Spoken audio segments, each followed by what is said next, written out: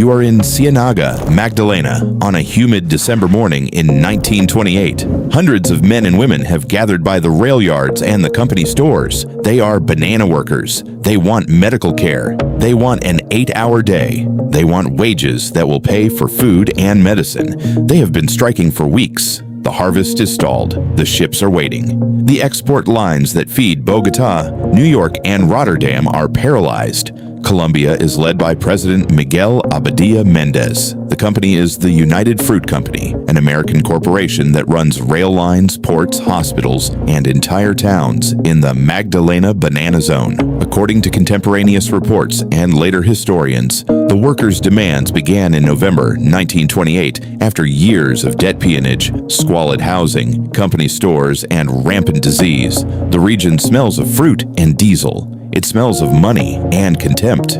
Tensions ratchet up. Union organizers are arrested. Company foremen circulate lists of troublemakers. On December 6, 1928, the army arrives. Martial law is declared in the Banana Zone. Soldiers march down Calle Real and the square in front of the rail depot. Witnesses later testified that orders were strict: restore order at any cost. The crowd is mostly unarmed. They are organized, angry, and exhausted. Then the shooting begins. According to survivors, troops fired into the crowd. Soldiers used rifles and machine guns by several accounts. Bodies fell into the mud. Panic turns to chaos. Trains that had been carrying fruit become impassable barriers. Some witnesses later said bodies were piled and taken away in company cars. The official government count issued in the immediate aftermath recorded 47 dead. Survivors and independent observers estimated the toll in the hundreds. Gabriel Garcia Marquez, who later fictionalized the event in 100 Years of Solitude,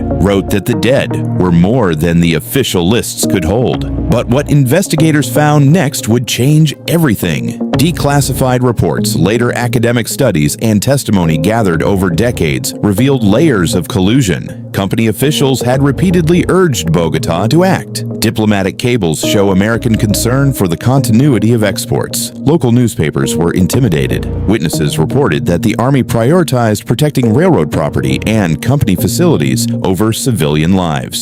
Photographs surfaced years later of troops beside United Fruit warehouses. Court records are scarce. There were no high-profile trials in 1929 that held commanders or company executives to account. The turning point is not a single bullet. It is the official silence that followed. Government statements framed the event as a necessary suppression of insurgents. Company statements blamed agitators. Police files were lost or closed. Families looking for the dead found only an official list and a promise.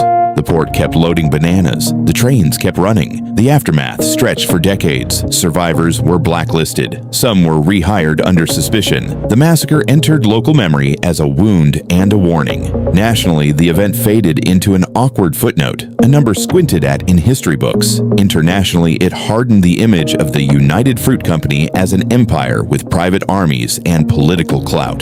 The origin of the phrase Banana Republic. Historians continued to contest the death toll. Activists continued to demand truth. There was no single trial that gave closure. There were inquiries, petitions, memorials, and scholarly reconstructions. Declassified diplomatic cables and later oral histories filled gaps, yet many names were never read aloud in court. Many graves were never marked. For years, the town counted shipments more diligently than it counted the missing. Decades later, the massacre would be invoked by politicians, poets, and playwrights. It would be taught in universities as an example of corporate influence and state violence. It would be remembered in Ciénaga as a night when rifles silenced a demand for dignity. The official record still lists a small number of dead. Witnesses still insist there were many more. The trains that once carried fruit through Magdalena still run. They pass fields that remember the names they were never allowed to say aloud.